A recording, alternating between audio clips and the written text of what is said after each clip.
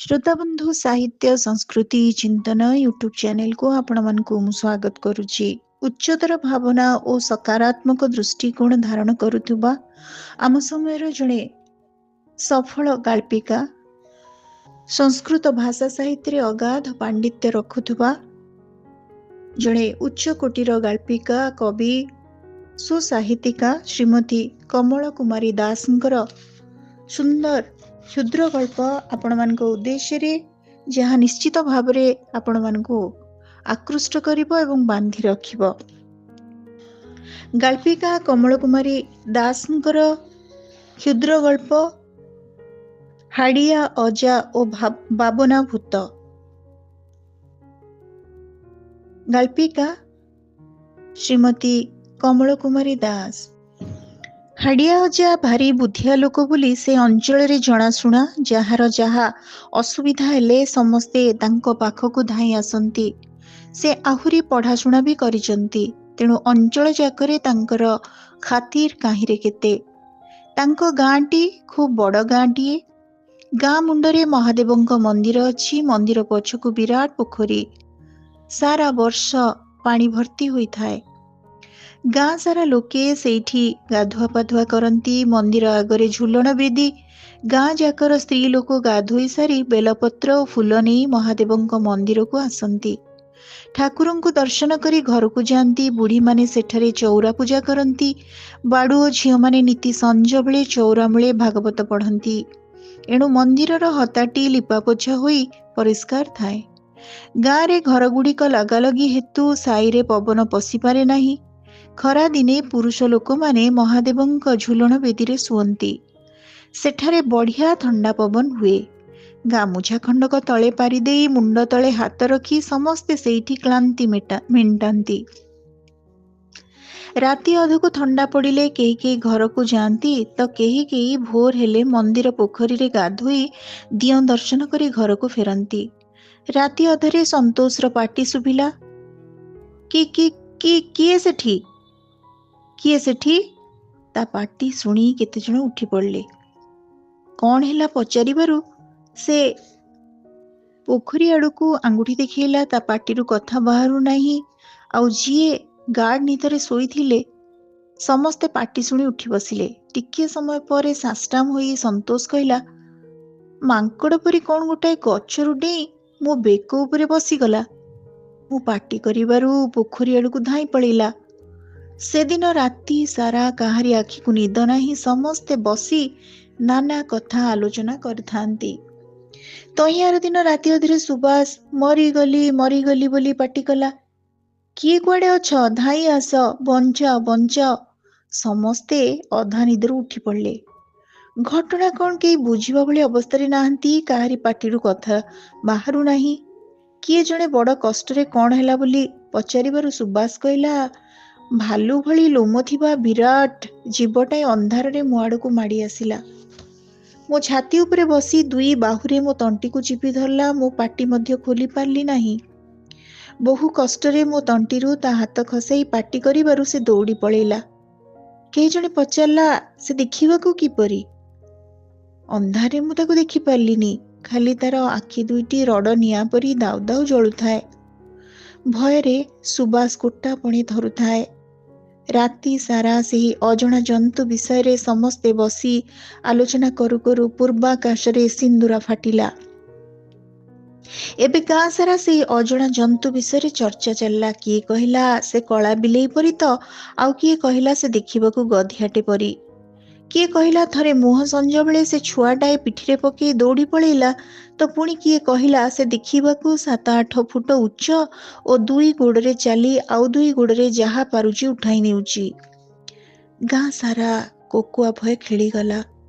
पाख गाँर केही केही मध्य ताकू देखिथिबा कथा कहले। छक बजार ओ चा खटिरे एबे आउ किछि आलोचना नाही। गाँ को बाबना भूत आसीची। बाबना भूत चारिआडे बाबना भूतर आलोचना चलीची। गाँर छोट पिला मानकू बापा माँ घरू बाहर को छाड़ले नाही। ଛୋଟ ପିଲା ଓ ସ୍ତ୍ରୀ ଲୋକମାନେ ନିଜ ଛାଇକୁ ଦେଖିଲେ ଡରୁଛନ୍ତି। ସଞ୍ଜ ହେଲେ ଗାଁରେ ତାଟି କବାଟ ପଡ଼ିଯାଉଛି। ଘରେ ଯେତେ ଗରମ ହେଲେ ମଧ୍ୟ କେହି କେହି ଦୋଳବେଦୀରେ ଶୋଇବାର ସାହସ ଜୁଟେଇ ପାରୁନାହାନ୍ତି। କଥାଟା କାନରୁ କାନ ହୋଇ ହାଡ଼ିଆ ଅଜାଙ୍କ କାନରେ ପଡ଼ିଲା। କିଏ କହିଲା ସେ ଗୋଟାଏ ଅଶରୀରିତ, କିଏ କହିଲା ସେ ଏଲିଏନ୍, କେଉଁ ଗ୍ରହରୁ ଖସି ପୃଥିବୀକୁ ଚାଲି ଆସିଛି। ତା ମୁହଁରେ ଥରେ ପଡ଼ିଗଲେ ଛାତି କଣା କରି ରକ୍ତ ପିଇଯିବ। ସବୁ ଶୁଣି ହାଡ଼ିଆ ଅଜା ମୁହୂର୍ତ୍ତେ ଚୁପ୍ ହୋଇଗଲେ। ସେ ତ ଡରିବା ଲୋକ ନୁହନ୍ତି। ମୁଣ୍ଡରେ ନାନା ଆଡ଼ୁ ନାନା କଥା ଭାବି ଚାଲିଥାନ୍ତି। କିଛି ସମୟ ପରେ କହିଲେ, ଆଚ୍ଛା ଆଚ୍ଛା, ଆଜି ରାତିରେ ଆମେ ସବୁ ମିଶି ତାକୁ ଜଗିବା। ଏଇ କଥା ଶୁଣୁ ଶୁଣୁ ଲୋକଙ୍କ ପିଳେହି ପାଣି ହୋଇଗଲା। ଅଜା ଟୋକା ଲୋକ ଦେଖି 4-5 ଜଣଙ୍କୁ ତାଙ୍କ ସହିତ ରହିବା ପାଇଁ ବହୁ କଷ୍ଟରେ ରାଜି କରେଇଲେ। ଆଉ କେତେ ଜଣଙ୍କୁ ପୂର୍ବ ପରି ଦୋଳବେଦୀରେ ଶୋଇବା ପାଇଁ ଅନୁରୋଧ କଲେ। ବହୁ ହଁ ନାହିଁ ଭିତରେ 8-10 ଜଣ ଦୋଳବେଦୀରେ ଶୋଇବା ପାଇଁ ରାଜି ହେଇଗଲେ। ଭୟରେ କାହା ପାଟିରେ କଥା ନାହିଁ କି କାହା ଆଖିକୁ ନିଦ ନାହିଁ। ସମସ୍ତେ ଭୟାର୍ତ୍ତ, ଶଙ୍କାଗ୍ରସ୍ତ। ଦୋଳବେଦୀ ଚାରିପଟେ ହାଡ଼ିଆ ଅଜା ଓ ଆଉ 5 ଜଣ ହାତରେ ମୁଣ୍ଡେ ଉଞ୍ଚା ଠେଙ୍ଗା ଧରି ଜଗି ରହିଲେ। ଅଜାଙ୍କ ହାତରେ 3 ସେଲିଆ ଟର୍ଚ୍ଚ ଓ ଠେଙ୍ଗା ଥାଏ। ପାଟି ଚୁପ୍ କରି ସମସ୍ତେ କାନ ଡେରି ରହିଥାନ୍ତି। ସାରା ରାତି ଅନିଦ୍ରାରେ କଟିଗଲା। ନା କେହି ହେଲେ ଆସିଲା ନାହିଁ। କିନ୍ତୁ କେହି ସେଇ ଅଜଣା ଜନ୍ତୁର ଭୟରୁ ମୁକୁଳି ପାରୁନଥାନ୍ତି। ଗାଁର କେତେଜଣ ସ୍ତ୍ରୀ ଲୋକ ମଧ୍ୟ ତାକୁ ବାଡ଼ିପଟେ ଖୁବ୍ ଜୋରରେ ଦୌଡ଼ି ପଳେଇବାର ଦେଖିଛନ୍ତି ବୋଲି କହିଲେ। କିଏ କହିଲା ସେ ଆମ ଗୁହାଳେ ପଶି ବାଛୁରୀଟାକୁ ଧରୁଥିଲା। ମୁଁ ବଡ଼ ପାଟି କରି ଡାକିବାରୁ ଛାଡ଼ି ପଳେଇଲା। ତାପର ଦିନ ରାତିରେ ଅଜା ପୁଣି ତାଙ୍କର ଅଭିଯାନ ଆରମ୍ଭ କରିଦେଲେ। ଏବେ କଥା ହେଲା, ସମସ୍ତଙ୍କ ଘରୁ ଜଣେ ଜଣେ ଯାଇ ସନ୍ଧ୍ୟା 7ଟା ବେଳକୁ ଦୋଳବେଦୀ ପାଖରେ ପହଞ୍ଚିବେ। କିଏ ପହରା ଦେବ ତ କିଏ ବେଦୀ ଉପରେ ଶୋଇବ। ପୁଣି ଜନ୍ତୁ ଧରା ଅଭିଯାନ ଆରମ୍ଭ ହେଲା। ପୂର୍ବ ଦିନ ରାତି ଅନିଦ୍ରା ହେତୁ କିଛି ସମୟ ପରେ ସମସ୍ତେ ଘୁମେଇ ପଡ଼ିଲେ। କେହି କେହି ଏତେ ଜୋରେ ଘୁଙ୍ଗୁଡ଼ି ମାରିଲେ ଯେ ନିଶବ୍ଦ ରାତିରେ ସେଇ ଘୁଙ୍ଗୁଡ଼ି ଶବ୍ଦ ଶୁଣି ଖୁବ୍ ଡର ଲାଗିଲା। କେବଳ ହାଡ଼ିଆ ଅଜା ଓ ତାଙ୍କ ସହିତ ଠେଙ୍ଗା ଧରି ଜଗିବାକୁ ଠିଆ ହୋଇଥିବା 5 ଜଣ ଚେଇଁ ରହିଲେ। ଆଜି ଯେମିତି ହେଉ ବାବନା ଭୂତକୁ ଧରିବାକୁ ହେବ ନା, ଶୋଇଲେ କେମିତି ହବ? କେହି ଜୋରରେ ସୁଦ୍ଧା ନିଶ୍ୱାସ ନେବାକୁ ଡରୁଥାନ୍ତି। ଘନ ଅନ୍ଧାରରେ ବି ସମସ୍ତେ ଆଖି ଖୋଲା ରଖି କିଛି ଦେଖିବାର ଚେଷ୍ଟା କଲା ପରି ଜଣାପଡ଼ୁଥାନ୍ତି। ହଠାତ୍ ପୋଖରୀ ଆଡ଼ୁ ଖସ୍ଖସ୍ ଶବ୍ଦ ହେଲା। ସମସ୍ତେ ସତର୍କ ହୋଇ ଉଠିଲେ। ଧୀରେ ଧୀରେ ଶବ୍ଦଟି ଦୋଳବେଦୀ ଆଡ଼କୁ ରମେଶ ପାଖ ଦେଇ ଅଗ୍ରସର ହେଲା। ଅଜାଙ୍କ ଯୋଜନା ମୁତାବକ ରମେଶ ଠେଙ୍ଗା ଖୁବ୍ ଜୋରେ ବୁଲାଇ ଦେଲା ପାହାରେ। ଆଲୋ ବୋଉଲୋ, ମରିଗଲି ମରିଗଲି ବୋଲି ଚିତ୍କାର ଶୁଭିଲା। ଜଳି ଉଠିଲା ହାଡ଼ିଆ ଅଜାଙ୍କ 3 ସେଲିଆ ଟର୍ଚ୍ଚ। କଳା ହୋଇ କିଛି ଗୋଟେ ପଡ଼ିଛି। ସମସ୍ତେ ତା ପାଖକୁ ଧାଇଁଗଲେ। ଆରେ ଆରେ ଏ ତ ରମେଶର ଭାଇ ସୁରେଶ। କଳା କମଳଟିଏ ଘୋଡ଼େଇ ହୋଇ ତଳେ ପଡ଼ିଛି।